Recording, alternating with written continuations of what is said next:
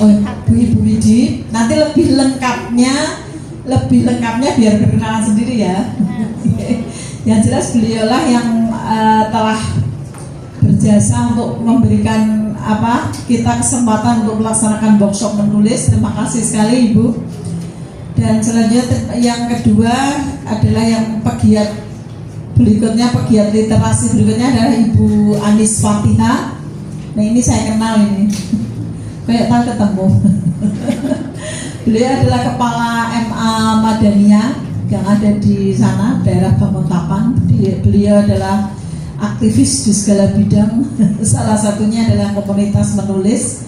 Nah beliau berdua inilah yang mengawal kegiatan menulis yang pengantarnya dari Menteri Agama itu, dan nanti akan disampaikan lebih detailnya seperti apa, dan Bapak Ibu nanti diaturi mengumpulkan karya atau seperti apa, nanti lebih jelasnya akan disampaikan oleh beliau berdua. Dan untuk kompetensi menulis nanti akan langsung ke Ibu narasumber dari KYM. Dan untuk pengumuman Bapak Ibu, saat ini baru proses meminta TTE sertifikat. Nanti seperti biasa kalau TTE itu kan suwi ya, antri ya, mohon kesabaran. Nanti di akhir sesi kalau sudah jadi linknya akan kita share, tapi kalau belum jadi nanti akan kita share di Dimpak ya, info permak, nanti Bapak Ibu bisa mengakses di sana. Karena maksud kita share di akhir sesi supaya yang ngisi sertifikat itu yang ikut sekarang gitu.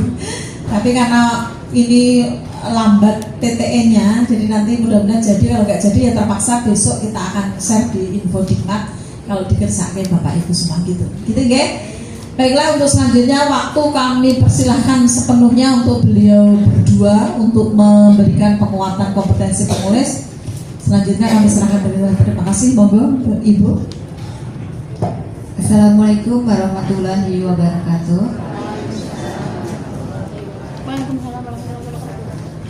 Senang sekali saya pagi ini bisa hadir di sini bersama dengan Bapak dan Ibu. Perkenalkan, saya Fitria Mardiati. Saya dulu juga seorang guru. Jadi saya terpaksa resign. Sebenarnya bukan terpaksa, tetapi memang sudah pilihan ya. Pilihan saya 14 tahun mengajar di Sleman. Kalau Bapak dan Ibu itu menempuh perjalanan jauh, maka saya juga 14 tahun itu dari jam 6 berangkatnya, pulangnya nanti setengah 7. Berbekal koyo. Iya, jadi saya itu bersahabat dengan koyo.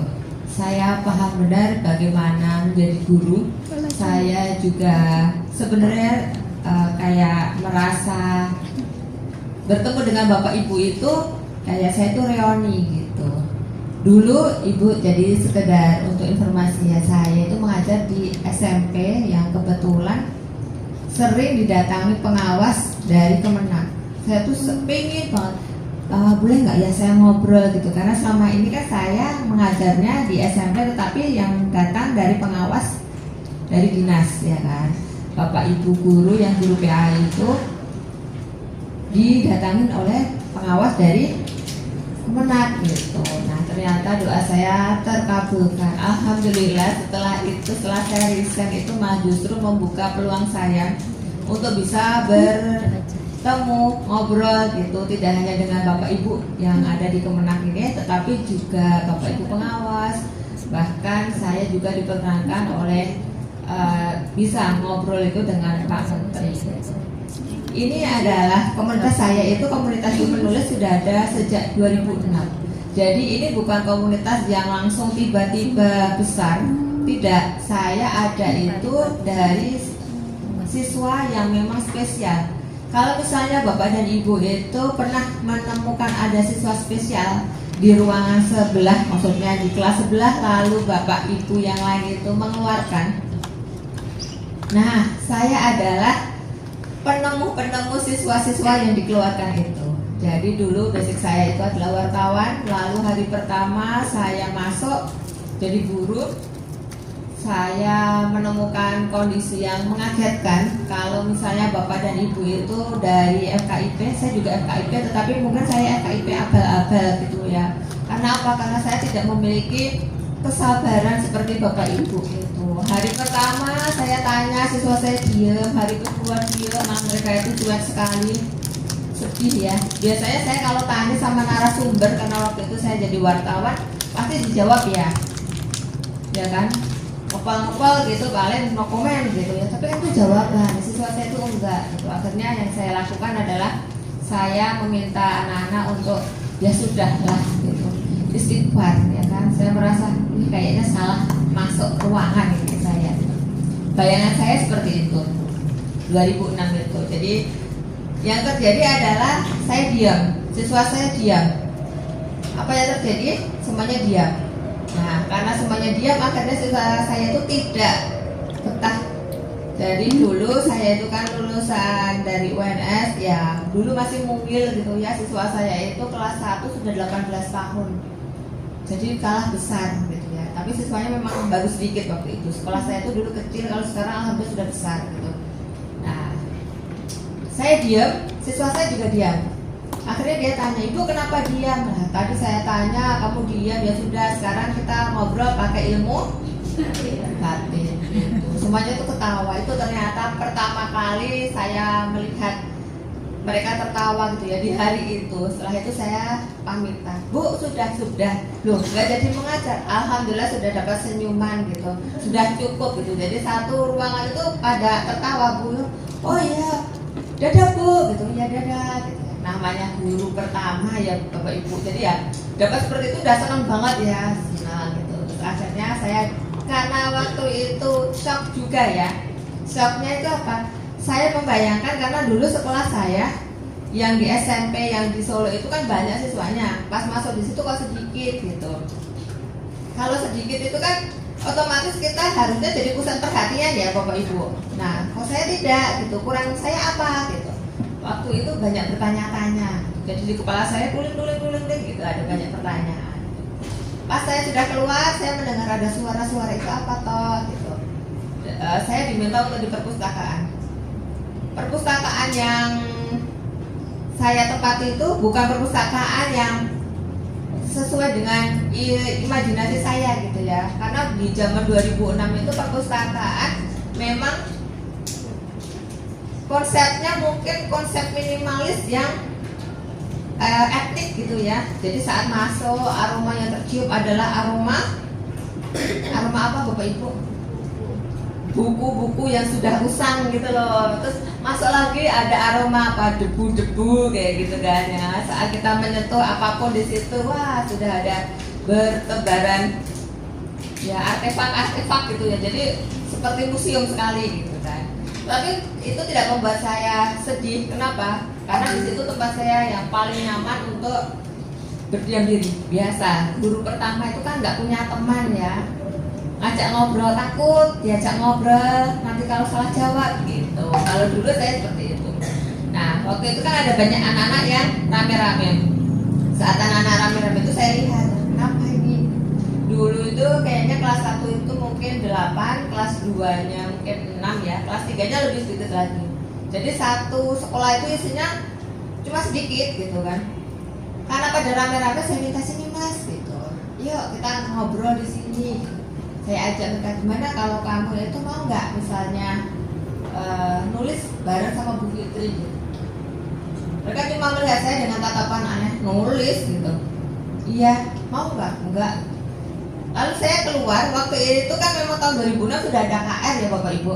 Ini saya bukan promosi KR loh ya. Tetapi memang karena waktu itu yang saya pakai memang KR. Saya minta mereka untuk membaca gitu ya. Yang biasa sih ya, anak-anak disuruh membaca juga ngapain sih gitu. Kita tidak bisa menutup mata ya Bapak Ibu, karena biasanya sekolah swasta yang pinggiran itu memang sekolah yang di negeri sudah tidak bisa, terus akhirnya harus di situ biar bisa sekolah gitu ya. Nah, waktu itu saya ajak mereka untuk membaca itu juga nggak seru Bu, saya beritahu kayak ada sungguh-sungguh terjadi. Bapak Ibu pernah membaca sungguh-sungguh terjadi? Itu awal mulanya saya baca, yuk dibaca yuk gitu. Coba anak-anak bisa enggak gitu. Waktu itu saya memanggilnya Mas gitu. Mas bisa enggak? Gitu. Bayangkan coba gurunya memanggil siswanya itu Mas. Kenapa? Karena saya takut. Kan saya masih kecil ya. Kalau sekarang saya berani gitu banyak. Jadi waktu itu saya panggil, saya beritahu, yuk Mas kita baca.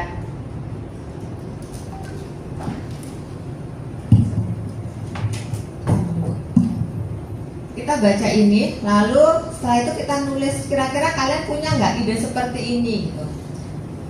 Anak itu bilang, enggak Bu, nggak bisa gitu. Oh ya sudah, kalau nggak bisa saya keluar. Jadi waktu itu saya naik motor, bener-bener motor. Kalau zaman dulu ada lagunya yang Komo, yang si jago mogok. Nah itu motor saya itu. Motor yang selalu kalau saya naikin istighfar, astagfirullah gitu. Kenapa? Digas nggak bisa, ditinggal dia juga nggak mau kan ya. Jadi ya sudahlah, adanya cuma seperti itu gitu. Saya keluar membeli bakwan. Kata bapak ibu saya, oh habis baterainya mati.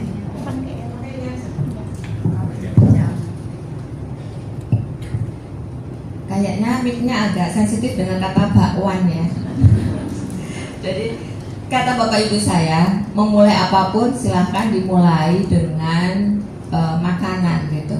Kenapa makanan? Karena saat perut kita kenyang, kita bisa berpikir dengan baik. Nah, saya menyogok siswa saya itu dengan bakwan. Jadi saya beli bakwan itu, waktu itu saya diberi sangu sama ibu, namanya anak. Biarpun sudah lulus kuliah, kalau buat bapak ibu saya itu saya tetap anak-anak ya. Sampai sekarang saya punya anak yang sudah mau SMA, itu tetap buat bapak ibu itu tetap anak gitu ya, anak-anak gitu ya. Nah, saya membeli bakwan sekaligus membeli kartu pos. Jadi anak-anak saya minta makan, setelah itu kita buat yuk gitu. Dari anak-anak yang ikut itu ternyata setelah dikirim dimuat di KR. Pas dimuat itu pas saya gajian. Seneng banget ya, anak-anak langsung ke kantor pos menerima uang. Saya juga alhamdulillah menerima amplop. Yang terjadi adalah saya shock, siswa saya shock karena senang, saya shock sampai hah gitu. Tahun 2006 itu gaji guru 42.800 sebulan. Betul atau betul Bapak? Kalau yang bukan ASN memang segitu ya? Itu bukan kesalahan dari sekolahan. Kenapa kok saya shock adalah bayangan saya adalah gaji segitu nanti dikalikan 30. Karena sebelumnya ya kan kalau 3 ya paling suka minggu yang nggak digaji gitu kan ya.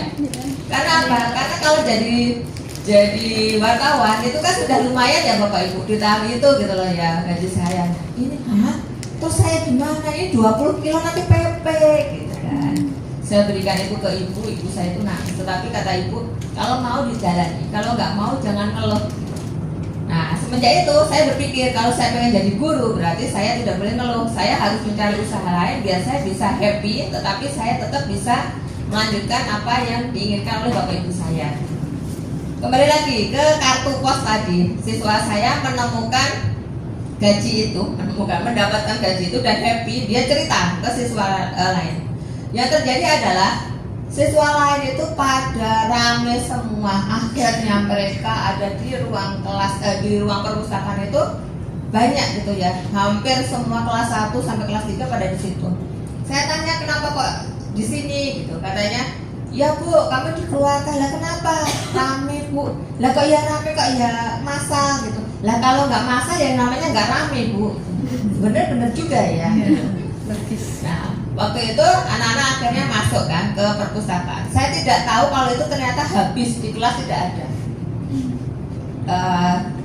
Terdengar bunyi bel, sholat duha bareng. Setelah itu saya dipanggil kepala sekolah. Bu, kalau caranya kayak gini sekolahan bisa kuput. Bener ya Bapak Ibu? Tidak ada pembelajaran lagi kan akhirnya. Lalu saya diberi waktu, ayo sekarang kalau misalnya mau mengembangkan literasi, bukan literasi waktu itu, kalau kepengen mengembangkan bakatnya siswa lewat menulis silahkan. Tetapi di hari Sabtu saat Bapak Ibu guru dan siswa lain sudah pulang, bayangkan coba Bapak Ibu, guru baru disuruh nunggu sekolahan, ya kan? Saya membayangkan pasti tidak ada yang ikut. Ternyata tidak, siswa-siswa itu pada ikut. Ya memang motivasi mereka pertama adalah biar dapat uang, ya kan. Tapi ternyata itu menjadi kebiasaan mereka untuk mau menulis. Hingga akhirnya banyak dari siswa saya itu yang sekarang itu jadi wartawan. Dan itu menurut saya memang, jadi zaman dulu terpaksa kan ya, disuruh nulis itu the power of kepepet gitu, katanya orang Klaten itu kayak gitu. Tapi ternyata kan memang dari kepepet tadi membawa hoki kan ya, keberuntungan. Saya juga ingin Bapak Ibu di sini belajar untuk, yuk kita sama-sama merangkul siswa kita. Siswa kita itu tidak perlu yang istimewa banget gitu ya, tetapi kita bisa kok mengayomi mereka itu dengan hati. Nggak apa-apa gitu, memang anak-anak itu memang ya namanya anak-anak gitu ya, ya seperti itu gitu. Dari kisah saya itu tadi, akhirnya saya membuat buku bareng mereka, berbekal apa coba Bapak Ibu. Mereka saya minta untuk menulis di kertas pakai guram. Setelah itu saya ketik di tahun 2006 ke 2007 itu kan, cari komputer itu masih sulit ya Bapak Ibu. Nah setelah itu saya fotokopi, diperkecil, bolak-balik, dan waktu itu saya tanya ke anak-anak, mau dibuat buram atau kertas HVS gitu. Bu, kalau nanti buram bagaimana? Ya nanti jelek gitu. Kalau HVS ya nanti lebih mahal. Ya sudah Bu, kita buat cari sponsor. Siswa saya itu kreatif sekali. Jadi mereka membuat buletin namanya itu buletin cemara. Di bawahnya itu ada sponsor. Jadi sponsornya itu adalah sponsor, ada yang jual, misalnya jual gorengan di dekat sekolah saya gitu. Mau nggak Mbak gitu, sponsor 5.000 gitu. Akhirnya itu banyak, jadi cuma 8 halaman itu, halaman bolak-balik ya Bapak Ibu. Itu akhirnya dapat banyak kan. Nah itu bisa untuk membiayai anak-anak untuk membuat buku. Lucunya lagi dari mereka itu tidak membayangkan kalau seminggu itu nanti akan banyak yang titip. Jadi sebenarnya itu ada tulisan siswa, terus nanti ada iklannya. Karena mereka senang, setiap kali ada yang menawari mereka, ya oke kayak gitu. Pernah di satu titik itu adalah tidak ada tulisan anak-anak, yang ada semuanya iklan. Jadi warung soto mana gitu, rumah makan mana gitu. Pas saya buka, Mas kok cuma kayak gini layoutnya? Nah wong itu kok bukan, nggak boleh menolak rezeki gitu. Oh ya boleh juga gitu. Tapi kita nggak jadi nulis gitu kan ya. Nah hal-hal sepele seperti itu ternyata dilihat oleh pengawas kami gitu. Jadi Mbak coba dikembangkan tuh. Dari beliau itu dikenalkan. Jadi cemara kan ya, awalnya cemara, terus akhirnya dikembangkan gitu, dikenalkan, jadilah KYM. Jadi 2006 itu awal mula KYM ada. KYM itu untuk sekarang kurang lebih 19.000 anggota lewat grup WA. Bapak Ibu bisa bayangkan kalau misalnya satu grup itu 250 saja, berarti di HP saya itu ada berapa banyak kontak nomor HP orang yang saya mungkin belum pernah bertemu, tetapi beliau sudah dekat dengan saya karena memang saya tidak pakai admin. Kenapa kok tidak pakai admin? Kayaknya tidak pada kuat ya. Karena apa? Kalau tanya itu pasti, wah sudah seperti itu gitu ya. Nah, lalu kegiatan KYM itu kegiatan yang memang mengkombinasikan antara kita berkarya dan juga nanti kita berbagi. Jadi di KYM itu misalnya ya Bapak Ibu itu nanti menulis, tidak mau membeli buku nggak apa-apa, nulis saja gitu. Tujuan kami adalah mengembangkan literasi. Ada yang tanya kemarin pas kegiatan di Kulon Progo, Mbak, KYM itu didanai oleh politik apa? Tidak ada politik-politikan. Jadi kemarin pas ada pemilu itu sempat dari beberapa anggota kami yang memang beliau-beliau itu aktif di parpol ya, karena memang anggota KYM itu kan mulai dari guru, siswa, terus nanti ada dokter, polisi, gubernur itu juga masuk di grup kami. Dan tidak ada, ini khusus pengawas itu nggak ada, semuanya itu sama. Makanya di tempat kami tidak boleh membahas politik, tidak boleh yang menyinggung sara, itu tidak boleh. Itu pernah kami ditawari untuk satu hari memberikan story itu, jadi menuliskan story di WA saya itu ditawari 5 juta. Dan waktu itu saya total itu banyak banget ya. Nah sekarang dari Jawa aja sekitar 500 juta. Kalau saya mau itu pasti kan luar biasa ya Bapak. Tapi apa jadinya KYM? Titipan gitu. Jadi kalau Bapak Ibu itu nanti pas melihat story saya, wah ini partai mana lagi.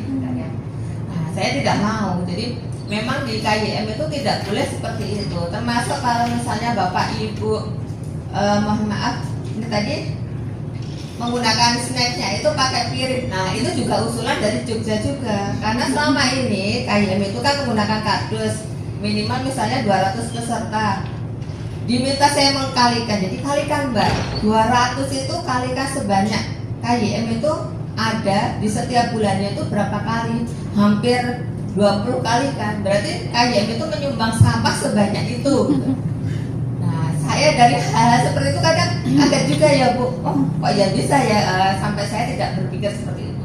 Kembali lagi ya Bapak Ibu, jadi KYM itu kegiatannya nanti kalau misalnya ada keuntungan itu biasanya dipakai untuk donasi Al-Quran, Mukernas seperti itu.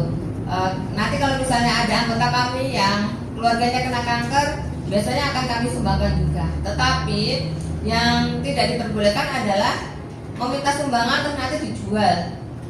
Itu yang tidak boleh, karena sering sekali kadang karena di tempat kami itu kan kemarin tidak ada dokumentasi ya, jadi saya itu sistemnya karena ini mau menyumbangkan donasi ya monggo saja gitu ya, katanya nggak boleh ada apa ya dokumentasi ya Bu, nanti tidak jadi kayak ria atau gimana pamer-pamer gitu. Nah, ternyata itu tadi dijual. Pas saya tanya, lah kan saya butuh Mbak, bukan itu kan ya tujuannya. Oke sekarang Ibu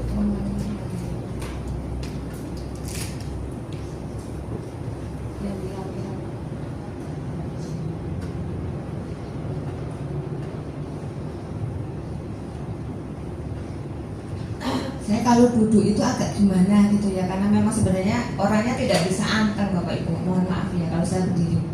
Ini peristiwa pertama seumur hidup saya yang saya waktu bertemu beliau itu jadi berpikir saya salim atau enggak gitu ya.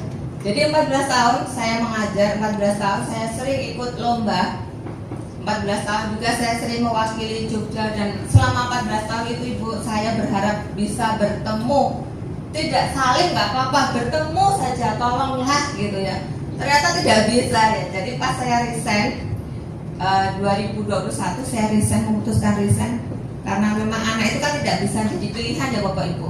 Saat kita sudah membuat nadat, kalau besok saya punya bayi, saya menunggu 12 tahun terus nanti bisa dapat bayi beneran, saya akan fokus di literasi. Saat itu datang, maka saya juga harus berpikir juga kan ya, nadat saya tunaikan. Nah, setelah itu saya tidak tahu, ternyata ini memang jalan Allah. Saya diundang beliau di acara pramuka, bertemu dengan beliau, dan ini seumur hidup saya bingung.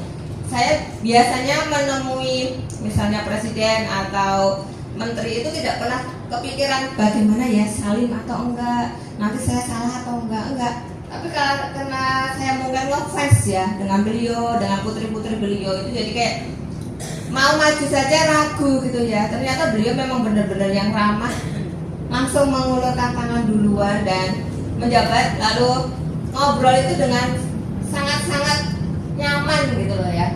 Nah ini saya menyerahkan buku hasil kolaborasi saya dengan Sri Sultan Hamengkubuwono Sabtu 1 Februari kemarin gitu ya. Jadi beberapa bulan yang lalu.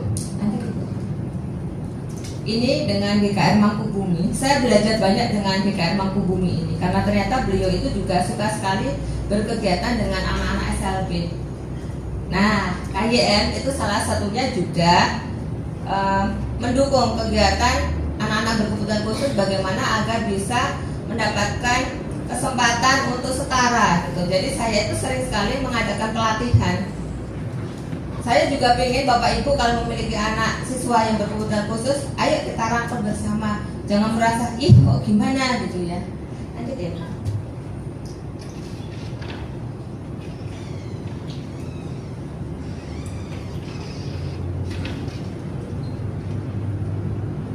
Minta tolong Bapak Ibu untuk membuka HP.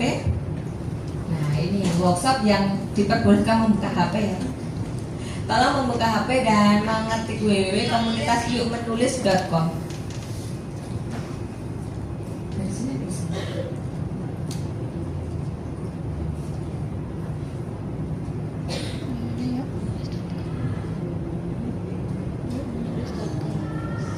www.komunitas-menulis.com. Ini kami baru mengupgrade, jadi belum terlalu banyak, belum sebanyak dulu, tetapi insya Allah ini akan lebih banyak muatannya gitu ya. Yang kolaborasi dulu.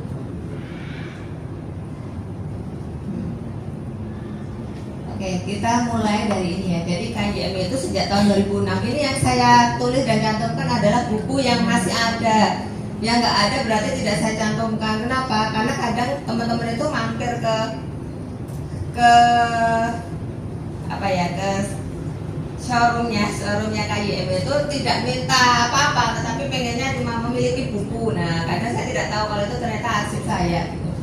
Ini tokoh yang kolaborasi dengan KYM, ada GKR Mangkubumi, lalu ada ini. Kalau di HP lebih kan ya Bapak, ini yang satu ke bawah gitu ya. Ada Pak Menteri Agama. Jadi Pak Menteri Agama ini sudah berarti Menteri ketiga ya. Sebelumnya Pak Lukman, Pak Yakut, terus beliau gitu. Nah ini tadi yang disampaikan juga Ibu ya Bu. Jadi Kak mulai mau kapan lagi kalau tidak dimulai dari sekarang? Kemarin waktu Pak Lukman ada yang ikut menulis dengan KYM tidak? Enggak kan? Yang dengan Pak Yakut? Yang judulnya lupa. Ya, waduh, jangan judulnya saya Lupa.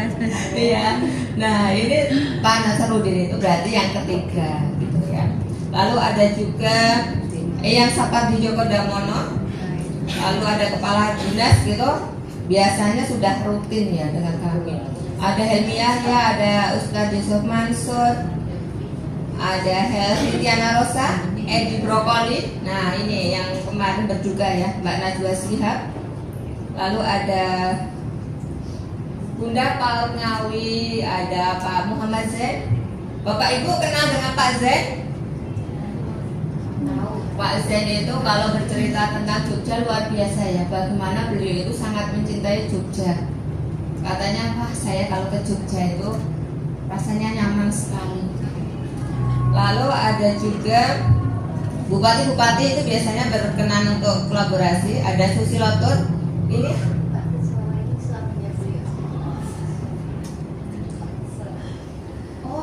Bu. Mohon maaf. Jadi memang saya tidak tahu Bu, mohon maaf. Jadi Pak Kisworo adalah suaminya Ibu. Teman dekat. Teman dekat. Oh iya.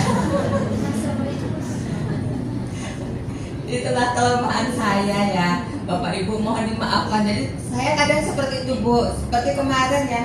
Saya baru kemarin bertemu dengan Pak Hasto. Di situ di ruang tunggu bertemu dengan bapak-bapak gitu dan ibu. Saya ngobrol seru sekali gitu. Setelah itu waktu pas diminta masuk saya tanya, loh ini tadi siapa? Itu ternyata kepala dinas kota. Dan saya tuh ketawa-ketawa mikir gitu loh Bu. Dan yang satu kepala perpustakaan.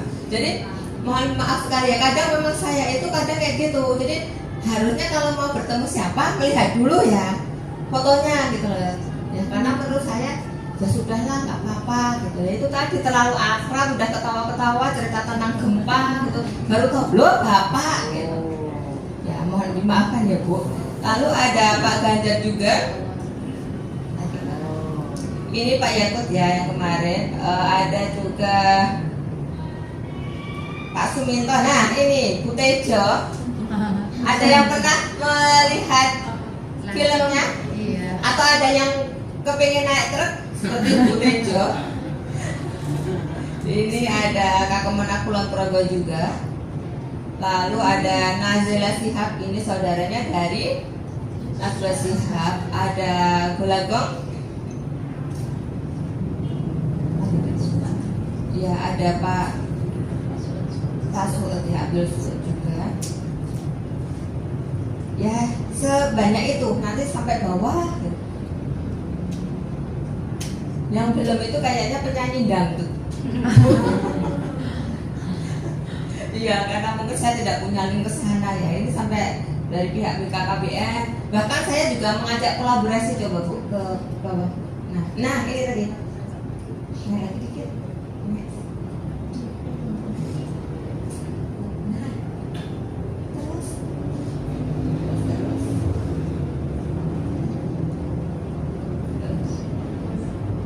Ada Nafa Utbah juga. Nah ini yang ada yang kenal tidak? Noeleto itu nama aslinya siapa Bapak Ibu? Sabrang. Ya, saya juga baru tahu saat saya sudah edit itu baru loh namanya Mas Sabrang gitu kan ya. Beliau ramah sekali. Alhamdulillah menyambut baik kegiatan di KYM.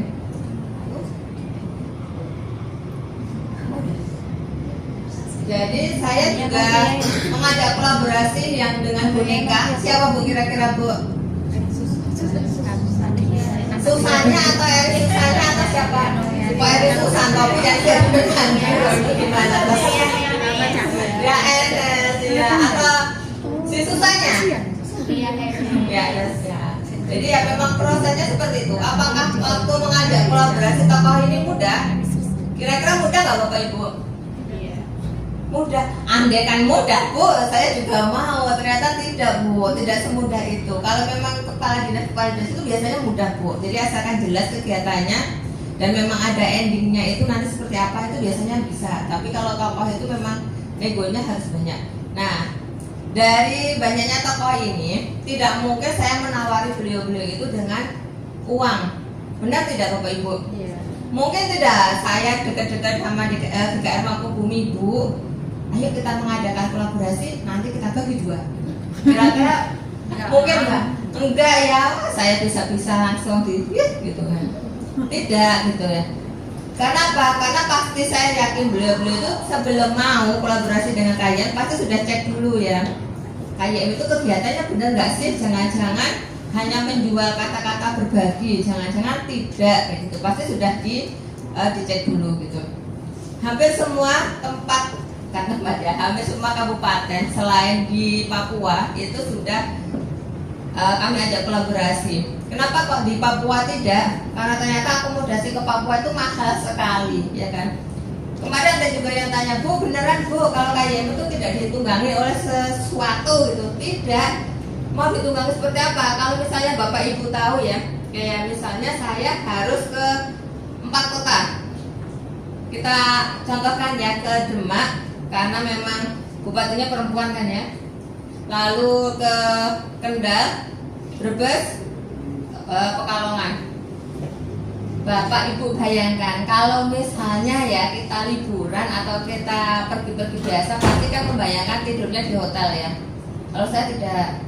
Jadi putri saya itu terbiasa kalau ikut saya, anak saya yang kecil itu juga terbiasa. Pasti tidurnya di rest area. Kenapa? Karena saya membayangkan lebih baik untuk kegiatan yang lain gitu. Kalau sama-sama tidur juga kok gitu. Jadi memang kegiatan saya itu muter-muter seperti ini. Kadang dibilangin orang kamu itu kurang kerjaan gitu. Tetapi kan memang hitungan Allah sama hitungan 1 tambah 1 beda ya Bapak Ibu. Ya kan? Saya yang awalnya tuh pikirannya tidak bisa punya anak, ternyata saya diberi rezeki 2. Biarpun jaraknya jauh sekali 12 tahun. Coba kalau misalnya saya ikut bayi tabung, berapa ratus juta ya kan? Nah hitungan Allah itu beda. Saya yakin salah satu doa yang bisa membuat saya Allah memberikan titipan saya anak 2 yang lucu-lucu itu mungkin dari Bapak Ibu di sini, Bapak Ibu yang kemarin. Kalau di sini belum mendoakan loh ya. Iya kan? Jadi saya berpikirnya seperti itu. Oke, sekarang kita masuk ke materi. Oke, ini saya ya, saya Fitria Mardiati. Saya memiliki dua junior. Yang satu ikut karena dia lagi ketar-ketir. Jadi saya itu baru dari tadi pegang HP itu bukan karena saya tidak memperhatikan Bapak Ibu, tetapi karena saya sendiri juga lagi memantau nilai putri saya itu mau masuk ke SMA. Ternyata saya baru tahu ada fenomena kakak titipan Ibu. Kakak titipan. Jadi Bapak Ibu kalau yang di Kemenak tidak ada ya Bapak Ibu. Tidak. Oh, gitu. Nah, semoga tidak seperti itu ya. Dan kakak titipan itu 1 tahun itu titip itu 7 juta. Bisa dibayangkan, jadi rumah yang dekatnya dari sekolahannya favorit itu bisa menerima titipan dari siswa-siswa yang rumahnya jauh gitu. Nanti dimasukkan di situ jadi apa? Jadi kayak ibu family gitu loh Bu. Itu yang pertama. Dan kursi beli itu ternyata ada. Jadi sekarang yang di belakang itu putri saya itu baru galau ya. Baru galau ini bagaimana? Karena ternyata kan sudah pakai sertifikat kejuaraan, ternyata kalah. Belum kalah kok ya Kak? Nangis nanti dia. Jadi memang sistemnya seperti itu. Jadi saya berharap semoga saja Bapak Ibu di sini tidak mengalami seperti yang saya alami. 110 siswa masuk di sekolahnya itu, tetapi banyak yang pakai kakak titipan gitu. Jadi kan ya ngeri juga ya. 7 juta kali 5 tahun karena sejak SD berarti 35 juta. Itu sudah nggak ngapa-ngapain. Rumahnya yang untuk titipan itu enak ya. Satu perumahan itu pasti sudah kaya raya. Oke, ini putri saya namanya Mariksa Maira Kayana Salwa, dan yang kedua Renjana Hamisan Aksara Kayana Daka. Ini adalah sebagian dari puisi hidup saya kalau saya berpikir seperti itu. Kenapa? Karena saya yakin Bapak Ibu di sini memiliki nama pasti juga sudah mengandung arti kan Bapak Ibu, ya kan? Bahkan mungkin kalau misalnya namanya hanya Juni, ya Juni, pasti ada artinya juga, ya kan? Ibu saya itu Mariam gitu. Dulu ibu saya namanya Mariati. Katanya sakit, terus akhirnya sakit terus diganti sama kepala sekolahnya. Cepet biar Mari gitu, namanya Mari terus Iem, jadi biar Ayum, jadi Mariam. Iya. Ini Mariati itu juga jangan salah Bapak Ibu, itu ada filosofinya juga. Itu nama bapak dan ibu saya. Jadi biar nanti tidak tertukar gitu ya. Ini tapi yang membuat saya sering dibully dulu, Mar gitu, karena zaman dulu ada manusia harimau itu ya, namanya Mardiana. Lanjut dulu. Literasi adalah kemampuan seseorang untuk membaca, menulis dan memahami sebenarnya. Tetapi yang sudah adalah dikiranya literasi itu hanya membaca. Memahami itu nanti. Padahal yang sulit itu adalah saat kita memahami. Menurut data UNESCO, Indonesia itu ada di urutan kedua dari atas atau bawah? Bawah. Bayangkan coba dari bawah loh. Kalau dari atas kita sudah bersyukur sekali. Apakah itu kesalahan dari kita? Tidak. Kenapa? Karena memang harusnya kita berbenah. Kita tidak bisa menyalahkan keadaan sekarang. Ini memang harusnya kita berbenah dari sekarang, tidak untuk menyalahkan, tetapi kita berbenah. Kita mencoba, kita cari tahu di Eropa. Saat mereka itu mau menikah, yang dibekali adalah mereka diminta untuk apa? Lapor kan? Lapor. Setelah itu pulang-pulang itu dapat buku bagaimana membentuk keluarga yang bahagia gitu. Saat mereka nanti ibunya itu hamil, mereka dibekali lagi buku, dapat buku gratis gitu kan ya. Jadi nanti kalau sudah hamil berarti bukunya tentang apa Bapak Ibu? Iya, tentang kehamilan gitu. Tentang kehamilan, makan makanan apa yang baik. Terus besok cara merangsang anaknya sejak dalam kandungan biar anak itu bisa terstimulus dengan baik itu seperti apa. Itu ada dan itu tidak berbayar. Saat mereka melahirkan, kalau kita pulang dapat, habis melahirkan kita dapat apa Ibu? Oh dapat susu. Oh ya pas hamil tadi kita kadang dapat susu ya. Kalau saya itu dapat ini Bu, 2 kali hamil. Iya betul, dapat biskuit. Ya biskuit dan dapat buku pink ya kan. Buku pink yang sebenarnya buku itu bagus, tetapi kok tidak banyak yang mau membaca. Saat kita melahirkan, kalau di sini kita dapat apa Bapak Ibu? Dapat itu loh, paketnya paket apa? Oh iya, handuk, sikat gigi, ya kan? Pasal kayak gitu ya Bu. Kalau di sana tidak. Di sana dapat buku untuk anak. Dan saya baru tahu ternyata buku untuk anak itu adalah buku yang dari kain itu loh Bapak Ibu. Jadi nanti tidak kena ke anak itu tidak sakit gitu. Tahun 2009 saat saya melahirkan putri saya itu kok belum ada ya buku kayak gitu, atau mungkin karena belum ada Shopee ya di zaman itu. Kalau sekarang, kalau di rencana itu kemarin pakai gitu, dan itu sangat-sangat berpengaruh gitu. Setelah itu, saat anak-anak sudah menginjak baru mau mengenal sekolah, mereka juga dibekali oleh buku. Di luar negeri itu buku-buku itu perpustakaan itu sering sekali obral buku, tidak harus membayar, mereka datang saja. Nanti ada seperti kain gitu, kalau saya melihatnya itu mungkin seperti Bapak Ibu pernah lihat tepung terigu, ya kan? Kalau di Klaten itu namanya gandum ya, tepung gandum gitu ya. Itu kan pasti kayak ada kainnya ya. Nah kalau di sana seperti itu, ukurannya lebih kecil. Nanti kalau misalnya Bapak Ibu itu ingin memiliki buku, boleh. Nanti sudah ada ini buku yang boleh dibawa pulang gitu. Kalau pengen yang tebel ya berarti nanti dapatnya sedikit, sepenuhnya dari karungnya itu gitu ya. Kalau di Indonesia mau membeli mahal, ya kan? Bahkan saya itu juga memikirkan kenapa kok harga beras itu lebih murah dibanding buku. Benar nggak Bapak Ibu? Jadi memang benar kalau misalnya kita ada di tingkatan lumayan bawah ya, karena memang harusnya kita berbenah. Kita tidak bisa langsung ini pasti salah ya. Kalau hanya menyalahkan kita tidak akan bisa mengubah gitu kan. Nah saya pengen dari komunitas penulis ini, dari teman-teman Bapak Ibu di sini, ayo kita sama-sama untuk mengubah. Ini dari 1000 orang itu hanya 1 orang yang suka membaca.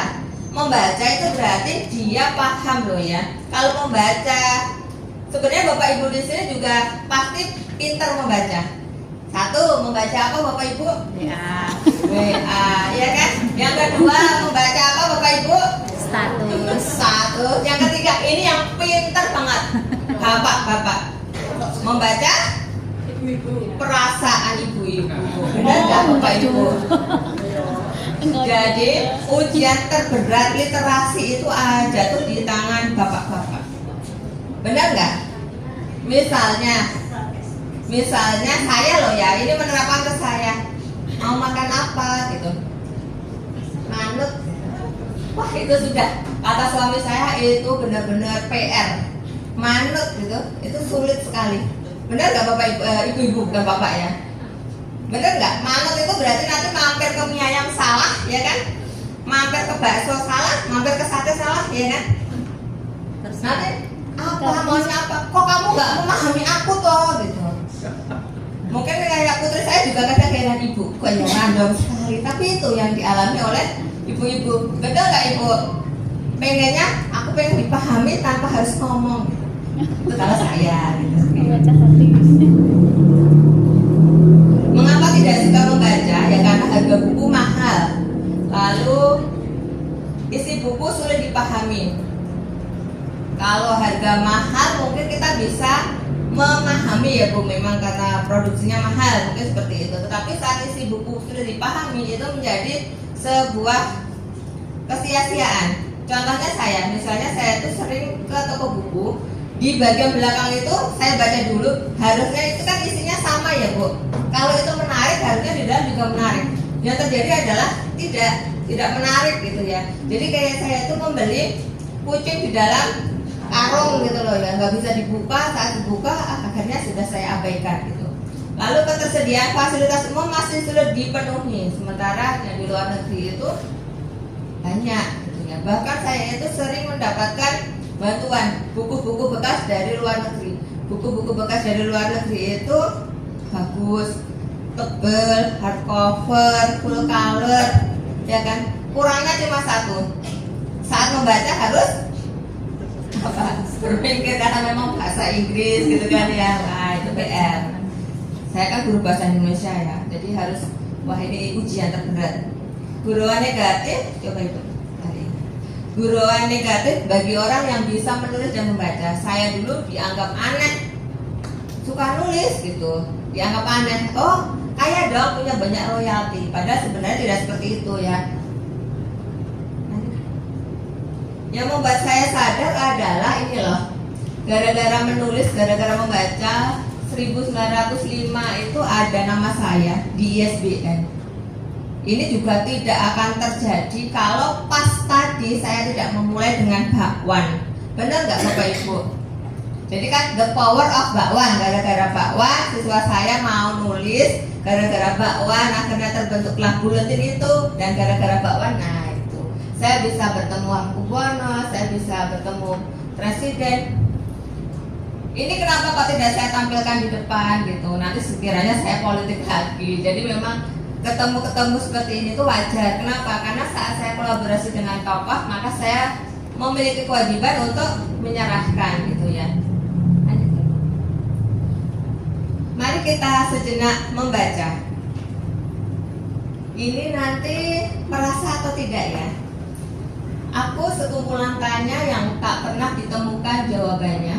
Tak ada siapapun yang bisa menafsirkan kecuali gelap malam dan riuhnya suara belalang. Karena itu aku tak pernah menyalahkan keraguan mereka. Juga cara pandang mereka yang menyimpulkanku sebagai wujud tak berarti. Aku rumit, bukan hanya untuk sekedar dibaca, apalagi dipahami. Tapi aku punya mimpi suatu saat dicintai sepenuh hati. Ini kira-kira yang merasakan para perempuan atau laki-laki? Perempuan. Ya, biarpun rumit, tolong ya bapak-bapak pahami kami gitu. Nah, ini dari tadi ya, misalnya suami saya selalu memberikan contoh diri saya, karena saya kan tidak tahu bapak ibu di rumah seperti apa. Suami saya mungkin, ya ampun ini kok harus memahami istri gitu. Kalau seperti itu terus kan mungkin terjadi kejenuhan. Nulis ini saja, dikirim ke suami gitu. Nanti suami ketawa sendiri. Ini salah satu baik puisi. Jadi puisi yang mudah dipahami oleh orang lain itu lebih enak gitu ya. Kita tidak usah membahas tentang majas. Kenapa? Nanti pusing. Nanti misalnya bapak ibu, ayo kita menulis majas. Pertama harus ada hiperbola. Aduh, ya kan? Setelah itu metafora. Setelah itu nanti majasti nggak jadi apa ya? Tidak jadi puisi yang mengalir ya. Puisi baru itu apa? Puisi yang tidak terlalu terkait dengan ketentuan baris, suku kata maupun rima. Jadi tidak perlu memikirkan belakangnya itu harus semua, semua. Gak usah seperti itu. Ya sudah, kita menulis aja langsung gitu. Tetapi jangan panjang-panjang. Nanti kalau panjang namanya paragraf, ya kan? Tulis apa yang kita rasakan. Para ibu-ibu, biasanya perempuan itu yang pintar menulis. Kenapa? Saat lagi sensitif, daripada ya kan sensitif, buka kertas gitu, nulis itu dihayati banget, nangis ya enggak? Mendengarkan lagu, diam, nangis, nulis gitu. Itu saya banget ya kan. Kalau bapak ibu di sini enggak kan ya? Kalau bapak-bapak, sebelum bapak-bapak berarti mas-mas ya. Mas-mas itu biasanya kalau lagi jatuh cinta, biasanya jadi orang yang paling romantis, ya kan? Bener nggak? Yang ada di belakang mas-mas dan bapak-bapak. Bener nggak Pak? Oh bener nggak Pak? Jadi apa yang udah lupa Pak? Tulis apa yang kita tahu. Jadi kita daripada nanti membayangkan kira-kira mau menulis apa ya yang tahu aja gitu. Tidak usah nanti menerka-nerka. Tulis yang kita lihat dan kita dengar. Itu yang paling mudah. Menulis puisi melibatkan apa? Ya pasti ekspresi perasaan, pengalaman, pengamatan, ide melalui pemilihan kata. Ini materi-materi yang sebenarnya singkat sekali, tetapi ya semoga saja menggugah kita ya Bapak Ibu. Pengalaman itu bisa kok menjadi sumber dari kita untuk bisa menulis. Contoh ya, saya memberikan contoh. Hiperbola gitu. Kenapa? Saya memang suka menulis puisi. Saya upload di Facebook. Setelah itu saya tampilkan itu dengan foto saya. Itu kalau tidak lebay apa coba Bapak Ibu? Shock kan ya? Di tahun itu ada guru yang berani menulis kata-kata seperti itu, ada fotonya gitu ya. Ya seperti itulah. Tetapi saat anak-anak bilang, Bu, kok lebay banget sih Bu? Menurut Bapak Ibu, saya sudah mendapatkan mereka belum? Sudah. Ya itu tadi, mereka langsung memperhatikan saya. Nggak apa-apa, saya ikhlas kok ya kalian bilang saya lebih. Tapi perhatikan, puisi-puisi saya itu contoh gitu. Menulis itu mudah kan. Dari situ anak-anak berani untuk menulis. Bu, boleh nggak Bu kalau misalnya nggak pakai foto? Nggak apa-apa. Apa Bu? Batu boleh. Jadi saya itu kalau mengajar dari dulu galak Bapak Ibu. Kenapa galak? Ya karena saya tidak ingin mereka menjadi diri saya yang versi tidak beruntung. Jadi saya itu terlahir dari keluarga yang memang tidak kaya. Saya tinggal itu di, kalau di sini namanya apa? Kalau di Klaten itu namanya gedek. Kalau di Jogja tahu gedek dari bambu gitu. Jadi saya merasakan sendiri kalau misalnya mau sholat maghrib itu kadang ada yang pegang itu dari luar gitu loh Bu. Gitu. Nah itu nanti pada copot gitu. Dan saya tidur itu sampai saya mau SMP itu tidur bersama kambing. Jadi bisa dibayangkan nggak, saya tidur di sini, kambingnya itu di sini, dan saat mereka pipis, aduh gitu kan. Nah, saya tidak pengen siswa saya seperti itu. Jadi saat siswa saya mereka posisinya masih jadi siswa saya, biasanya saya akan keras. Tapi setelah mereka lulus, baru aja mereka pakai toga gitu, saya sudah berubah gitu. Kenapa? Ya saya pengen mereka mendampingi mereka sampai selesai gitu. Tapi memang alhamdulillah banyak anak-anak yang dekat dengan saya, dan biasanya saya itu mendapatkan siswa spesial, siswa yang dari kelas 1 nggak rukun, siswa kelas 2 nggak rukun, siswa kelas 3 di kelas saya. Bayangkan hari pertama kira-kira seru nggak Bapak Ibu? Seru ya. Yang awalnya tidak akur, tiba-tiba satu kelas, ya kan? Siswa dari ruangan lain, kelas lain aman ya kan? Siswa di kelas saya, wah ring sekali. Saya dulu membayangkan saya mungkin tidak akan sanggup. Ternyata 14 tahun itu saya sanggup, alhamdulillah. Dan anak-anak yang katanya itu mereka kok nggak anteng kok mereka banyak masalah. Ternyata kalau mencintai gurunya itu luar biasa Ibu. Jadi sampai sekarang mereka itu mengenal saya dengan baik, akrab gitu. Oke, kita lanjutkan lagi ya. Jadi ini tadi saya menjanjikan kenapa saya menulis. Kalau misalnya nama anak saya itu berarti sebagian dari puisi hidup saya. Madid saya itu berarti bahasa Arabnya berkah ya, atau kado dari Allah, karena memang saya menunggunya sudah lama. Jadi seperti kado. Maira itu tercinta, Kayana itu dermawan, Salwa anak perempuan, kado dari Allah, anak perempuan pembawa kebahagiaan yang hadir penuh cinta dan suka berderma. Yang kedua itu adalah Renjana. Sama, di semua kata anak saya ini berarti ada kata Kayana. Ternyata memang benar ya, Kayana itu artinya kan dermawan. Setiap kata yang terucap dari kita itu doa. Benar gak Bapak Ibu? Putri saya kalau dikasih uang sangu ya Kak, seringnya habis. Untuk apa? Untuk gratis temennya. Berarti dermawan ya Bapak Ibu. Berarti ibunya boleh protes nggak? Nggak boleh kok. Ya kemarin dikasih nama itu gitu ya. Terus sekarang putra saya kalau misalnya makan gitu kadang dia berbagi sama kucing.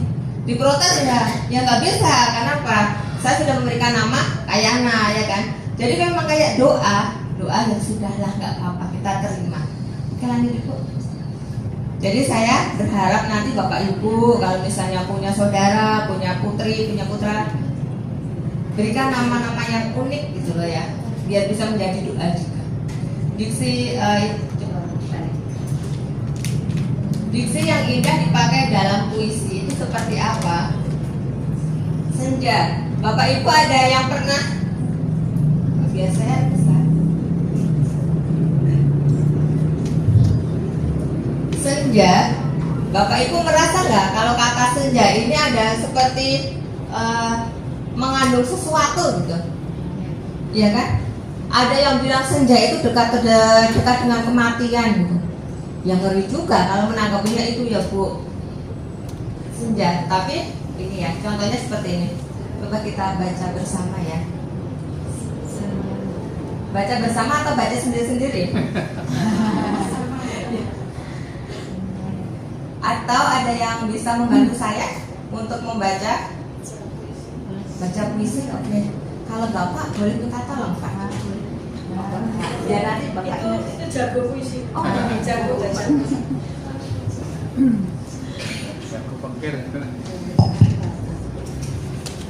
Senja menepuh hatiku, membuatku termenung lalu saat mengingat persamaan kita di masa lalu. Kau begitu indah, sangat indah. Namun sayang, hadirmu teramat singkat. Kau membekas tajam tepat di dada, mengalirkan aroma kebahagiaan sekilas, memateri ingatan yang sulit terabaikan. Senja, jika esok kau datang lagi, mungkinkah dia akan menyertai? Terima kasih. Jangan nangis, Pak. Beneran ya, ternyata Bapak itu memiliki potensi luar biasa ya. Oke, benar. Jadi memang kita itu kalau ketemu dengan senja, kata senja itu bawaannya tuh beda gitu ya. Ini kira-kira isinya tentang apa Bapak Ibu? Seseorang yang cintanya bertepuk sebelah tangan, bukan? Cintanya yang tidak tersampaikan, yang mungkinkah dia akan menyertai. Jadi dia sudah tercinta kemana gitu ya. Oke, nanti dekat ya. Dekat itu artinya apa Bapak Ibu? Peluk ya. Ternyata bisa loh ya untuk dibuat puisi seperti ini. Kata-kata sederhana itu ternyata bisa. Jadi tidak semua puisi itu harus pakai titik-titik ya Bapak Ibu, karena itu kan bukan soal ya. Jangan dibiasakan Tuhanku titik-titik, ajari aku titik-titik gitu kan ya. Nanti yang membaca juga ikut titik-titik gitu. Ini kata-kata sederhana yang nanti kalau pas kita baca akhirnya kok enak gitu. Kok ingin nyoba lagi. Lanjut itu. Sporadis. Kira-kira apa sporadis itu? Tolong dicek dong di KBBI online. Sporadis itu apa? Apakah temannya spora? Atau apa? Sporadis.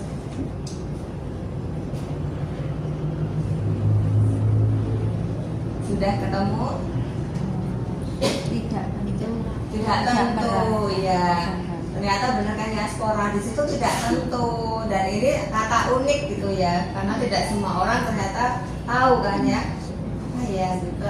Tapi kalau pas dipakai dan sporadis melucu di atas tawa menahan haru. Bapak Ibu pernah nggak mengalami ini?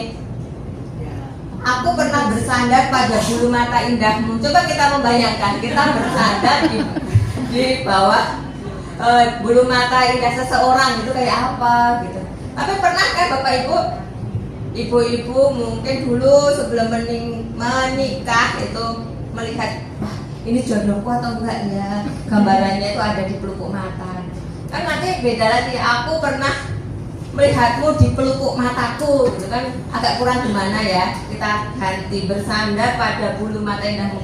Jadi bukan berarti kita punya bulu mata terus orangnya tuh nempel di kita gitu loh ya. Terus nanti yang melihat gimana ya, berat sekali membuka mata ya kan. Namanya saja puisi ya kan. Ini kan tidak harus pakai hiperbola ya Bapak Ibu. Memang seperti ini, sederhana saja. Lanjut Bu. Lanjut. Perdam. Kira-kira perdam itu apa Bapak Ibu? Perdam? Apakah perdam itu? Coba kita cari.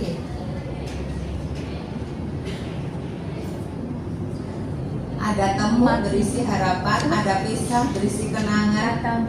Namun semua diperdam oleh ketulusan. Apa Ibu? Kata untuk memati. Iya, kalau kita memaki, kita sebel sama orang gitu, terus kita memaki itu nggak baik ya. Nah ini kan bisa menggunakan kata perdam gitu ya. Saya mungkin tipe orang yang kalau kata bapak ibu saya, kalau kata suami saya, dan mungkin kata putri saya itu orang yang mungkin tidak bisa mendendam. Kenapa? Saat saya disakiti orang, ngepol, saya cerita ke suami. Setelah itu saya nangis, sudah nangis meraung-raung gitu ya. Ibu-ibu banget ya, nangis kayak gitu. Saya nggak bisa cerita, kenapa? Karena saya memang tidak bisa dekat dengan orang. Dari dulu, maksudnya perempuan gitu ya. Saya dekat, tapi memang saya batasi gitu ya. Dari dulu katanya memang saya tuh lebih tertutup. Saya terbuka itu juga ada dasarnya Bapak Ibu. Tahun 2006 sebelum saya kena gempa, jadi rumah saya kena gempa, itu saya kecelakaan, tabrak lari, kepala saya di bawah jaduk-jaduk itu. Nah, awal mulanya itu saya yang awalnya tertutup sekali, mungkin karena jaduk-jaduk, akhirnya jadi lebih terbuka ya kan. Pertama itu, yang kedua jadi bisa nulis gitu, yang ketiga jadi bisa melukis. Tapi jangan dicoba Bapak Ibu, ya kan? Jangan dijaduk-jaduk kepala di tembok itu. Nah, ya itu 100 meter itu jauh ya. Itu kalau Allah itu tidak menyelamatkan saya dengan jalur Al-Quran, ya memang benar saya diselamatkan Allah itu karena saya jatuh. Saya waktu itu menggendong Al-Quran dan pas keseret, yang rusak itu luarnya Al-Quran itu. Kalau misalnya tidak ya mungkin saya sudah bolong gitu ya, punggungnya gitu. Jadi alhamdulillah sekali. Itu sesuatu yang menurut saya dulu kenapa kok tuh saya banyak hilang ingatan gitu. Akhirnya sudah terjawab. Oh mungkin Allah pengen merefresh saya jadi seseorang yang baru. Dulu saya pegang begini takut Bapak Ibu. Jadi gimana kata ibu saya dan juga kata diari saya. Jadi dulu saya suka menulis diari dan diari itu hilang saat bersamaan dengan gempa. Jadi waktu itu yang harus saya pilih adalah menyelamatkan rumah untuk dibawa, menyelamatkan bantal atau menyelamatkan buku-buku. Kan memang rusak ya, rumahnya rusak karena gempa dan harus mengungsi. Bayangan saya kalau saya tidak membawa bantal, unik sekali ya, memang saya itu aneh Bapak Ibu. Jadi Bapak Ibu boleh membahatin ini kenapa narasumbernya aneh gitu, mau ngungsi kok bawa bantal. Karena menurut saya Bapak Ibu saya harus nyaman. Jadi saya menghitung 1, 2, 3, 4 bawa bantal. Nah, waktu itu buku-buku saya memang karena rumah rusak kan, ya sudah rusak gitu.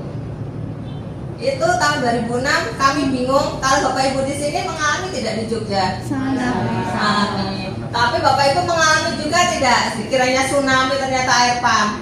Iya. Wah seru ya Bapak Ibu. Saya mau ambil toga sudah sampai di Solo. Jadi saya pagi-pagi itu gempa ya. Kita melihat lagi itu bisa menjadi cerita loh ya. Cerita bisa menjadi ide untuk Bapak Ibu nanti menulis ya. Tapi tema kita adalah kenangan ketika Ramadan. Kok ya kemarin pas gembanya untungnya tidak pas Ramadan, nanti dibuat Bapak Ibu semua ya kan. Pagi-pagi saya mau berangkat ambil toga, ternyata gempa kan. Saya menarik itu, saya sudah di luar rumah. Ingat punya adik saya kan SD. Saya masuk lagi ke kamar, adik ayo cepet, terus saya narik adik. Kok adik kok semakin berat, kok nggak sampai. Ternyata apa Bapak Ibu? Ya saya tarik, benar-benar saya tarik sampai di luar. Saya heran, kok ada adik, ada bapak, ada ibu gitu. Mereka heran lihat saya, kenapa saya membawa apa coba? Saya narik apa tadi? Gorden. Gitu. Dan saya baru tahu faktanya selama berpuluh-puluh tahun terjadi itu adalah bapak dan ibu saya itu tidak memikirkan saya. Jadi beliau menyelamatkan putranya dan maaf ya Mbak, aku nggak kepikiran. Bapak Ibu juga, dan itu pas kita disampaikan beliau pas di mobil. Jadi rasanya ya Allah gitu. Aku pulang masuk lagi mencari adik gitu, ternyata tidak. Ya namanya anak baru seperti itu ya Bapak Ibu. Pasti yang dipikirkan pertama adalah adiknya. Terus Bapak sama Ibu saya bilang, yuk tetap harus ambil toga. Tahun 2006 itu satu-satunya yang kuliah di desa saya ya hanya saya. Jadi saya itu wisuda itu sampai sudah ditunggu-tunggu gitu loh Bapak Ibu. Harus wisuda. Saya balik ke UNS beneran diantar sama Bapak. Yang terjadi adalah ditelepon, ini ada tsunami sudah sampai di Prambanan. Wah sudah, ayo Pak kita mati atau hidup sama ibu gitu kan. Sampai rumah, jadi kok nggak ada Pak. Ibu saya ternyata sudah ngungsi. Dan ngungsinya itu kok malah maju ke rumah gitu. Padahal rumah saya itu dekat sama Merapi. Kata ibu saya nggak ada pilihan lain, ke sana tsunami nggak bisa renang di sini. Ya kan? Jadi antara sana nggak bisa renang atau sini memang ada gunung yang lagi meleleh itu ya sudahlah. Akhirnya ya itu tadi saya ngungsinya akhirnya di jalan itu. Jadi biar adil gitu ya, bisa melihat ya seperti tadi tsunami itu. Ternyata baru tahu oh itu untungnya air pump ya. Oke. Saya lanjutkan lagi. Kenapa kok saya tidak bisa membenci seseorang karena saya sudah terbiasa saat saya disakiti nangis cukup. Jadi nangis tidur nanti bangun itu enggak bu, bangun saya lihat bu di kaca. Wih lucu sekali, bulat-bulat. Gitu. Pernah nggak bapak nggak ibu-ibu? Ya kan? Saat kita nangis terus tidur, bangun tidur mata kita bulat-bulat ya bu. Wah cantik sekali ini, ya kan? Mau keluar ini pasti sudah kayak ditanya-tanya orang kenapa kok matanya besar-besar. Gitu. Udah, nanti setelah itu sudah saya buka laptop. Siapa yang menyakiti saya akan saya tulis dan jadi apa cerita. Gitu. Jadi nanti ketemu ibunya atau orang itu yang menyakiti saya tersenyum. Kenapa? Karena kan saya tidak membalas menyakiti, tetapi saya menulis cerita di mana beliau itu saya tulis menjadi seperti skenario yang saya mau, ya kan? Saya tidak pernah, insya Allah tidak pernah menghujat orang gitu. Ya kan apa? Ya sudah, misalnya saya disakitin, diaplikasikan. iya betul bu. Jadi saya ketemu itu senyum-senyum gitu, mungkin dikiranya, wih, sedang memaafkan ya gitu. Ya nggak apa-apa memaafkan atau enggak itu kan memang urusan kita sama Allah ya sebenarnya ya. Kita ikhlas atau enggak gitu. Bagaimana kita bisa meredam itu di hati kita ketemu orang biar nyaman. Kalau saya misalnya ya memiliki dendam, misalnya saya marah dengan ibu ya, terus besok mau ketemu pas acara kira-kira kita pikuk enggak? Iya kan? Aduh, aku kemarin gimana ini kayak gitu kan. Nah kalau misalnya kita tidak memiliki dendam, kita tulis itu tadi menjadi sesuatu yang unik. Saat kita ketemu, kita bisa senyum. Sebenarnya awalnya kita tidak senyum karena melihat beliau, tetapi senyum karena kita ingat cerita apa yang kita buat. Gitu. Nah, sama Bapak Ibu, saat saya diminta anak, bu aku tuh mau curhat gitu, ayo sini, siswa saya seperti itu. Bener loh bu, boleh curhat? Boleh gitu. Persoalan yang terjadi anak SMP itu apa sih Bapak Ibu? Cinta ini cinta ini, yang ini cinta ini, yang ini cinta ini gitu kan? Muter kayak gitu. Udah selesai mereka cerita, sudah bu, sudah plong, sudah terima kasih. Itu anak-anak tidak ada yang tahu ibu kalau belum jadi bukunya. Nanti kalau sudah saya berikan. Bu, kok ini aku banget gak? Iya, wah, ini tahu. Bagus toh. Iya bu, beli bukunya di mana? Gitu. Mereka tidak tahu aja kan waktu itu saya tidak memberitahu kalau itu tulisan saya ya. Harusnya kan di depan sudah ada namanya anak ya dikasih buku sudah senang. Ya ampun ini aku banget bu, ceritaku banget gitu kan. Gitu padahal sebenarnya saya ambil dari cerita mereka. Ganti tokohnya saja. Itu yang membuat saya dekat. Jadi apapun itu bisa kita jadikan bahan untuk cerita. Manfaat menulis puisi itu menumbuhkan kreativitas dan menuangkan ide, mengasah kemampuan dan keterampilan berbahasa. Contohnya tadi saya minta Bapak Ibu untuk cari, cek ini artinya apa, berarti Bapak Ibu upgrade ilmu, benar kan? Melatih keberanian. Kita kadang melihat ada yang menulis tulisan di medsos, isinya itu ujaran kebencian. Saya kadang heran. Boleh kita berani, tetapi kita pilih lagi ya, karena kan tulisan itu akan dipertanggungjawabkan kita besok ya. Kalau kita itu meyakini ada hari akhir, berarti kita harus menulis apapun harus berhati-hati, benar kan? Boleh berani, tetapi harus sesuai fakta. Media penyimpan kenangan. Buktinya saat saya banyak hal yang terlupakan karena kecelakaan itu dari buku diary itu bisa kita dapatkan apa tuh yang dulu terjadi dengan saya gitu. Gudang pun di rupiah seperti yang tadi ya, nulis di sungguh-sungguh terjadi cuma segini ternyata dapatnya banyak. Melegakan hati dan pikiran biar kita hidupnya itu lebih rileks. Jadi guru itu sudah banyak tugas ya Bapak Ibu, administrasinya banyak ya kan. Saya juga mengalami itu dulu. Wah ngeri, apalagi kalau misalnya mau akreditasi kadang kita harus lembur. Kalau saya dulu ya, ayo nulis harus dibuat beda gitu. Sebenarnya nggak boleh ya, tapi memang harus seperti itu. Mau gimana lagi? Jalan itu. Nah sudah selesai. Jadi ya itu tadi sekilas tentang kita itu bisa menulis puisi dari hal-hal sederhana seperti ini. Menurut Bapak Ibu mudah atau mudah? Mudah nggak ada loh ya pilihan sulit ya. Jadi mudah atau mudah? Mudah ya kan, mudah-mudahan mudah ya kan. Kata orang kalau kita sudah yakin berarti 80% itu sudah menang, ya kan? Betul nggak bapak-bapak yang ada di belakang? Bapak-bapak tidak ngantuk toh? Oh tidak, alhamdulillah. Terus ini nanti kita akan menulis temanya tentang kenangan bersama Ramadan. Jadi tidak harus Ramadan kan sudah kemarin, iya besok juga ada Ramadan lagi, insya Allah gitu aja. Tapi kenangan itu kan ada yang membekas. Saya itu selalu teringat kalau misalnya Ramadan itu, terus setelah itu Lebaran kan. Yang saya ingat-ingat itu bukan fitrahnya. Tetapi saya selalu ingat tahun ini ada, belum tentu tahun besok ketemu sama tokoh itu gitu ya, pribadi seseorang itu gitu loh. Jadi saya itu selalu mengingat sekarang sudah nggak ada bapak itu ya, sudah ada mbah itu ya kayak gitu. Nah sebenarnya setiap Ramadan itu berarti kan kita bisa ya bapak ibu bisa menjadi ajang untuk kita introspeksi diri gitu ya, bagaimana kita bisa menjadi pribadi yang baik. Bapak ibu punya tips-tips nggak bagaimana cara bisa menulis yang baik?